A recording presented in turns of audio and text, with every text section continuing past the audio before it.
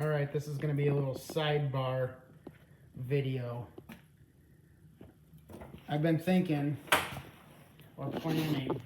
I've got this 10-horse Kohler here, and I've got this exhaust system that I had built, pardon the trash, with some convoluted washers cut up in there for a muffler. And I'd have to redo the exhaust up by the engine, but this is what I've been thinking. Right now, as far as hard things go, I've got 14 inches from here to this grill. And those U-bolts holding the grill on are 3 inches wide. So if I had to move the grill forward 3 inches, that's probably doable.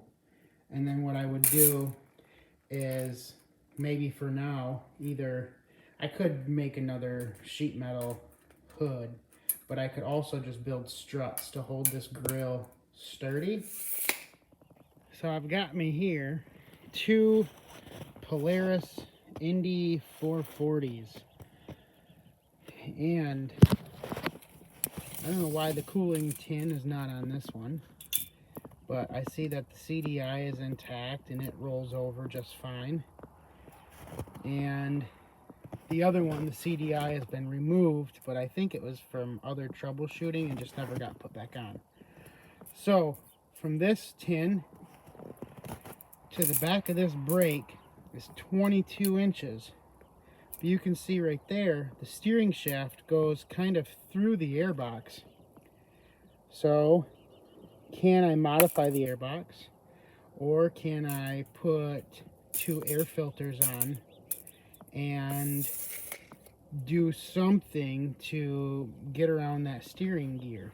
That's my big question.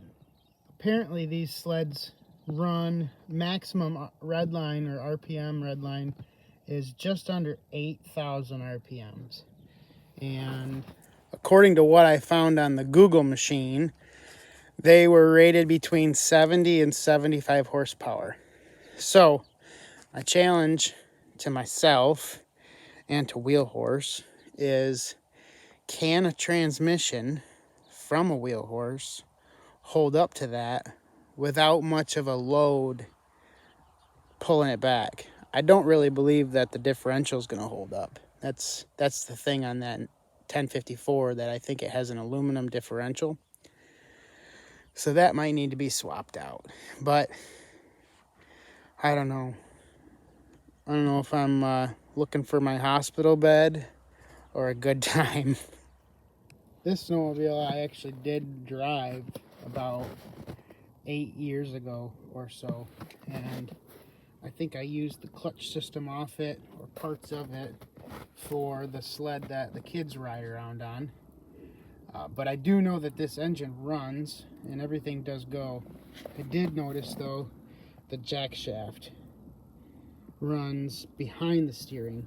So in that case, I don't know if that's going to interfere with the steering gear on the 1054 or not, or what I'll have to do to modify that.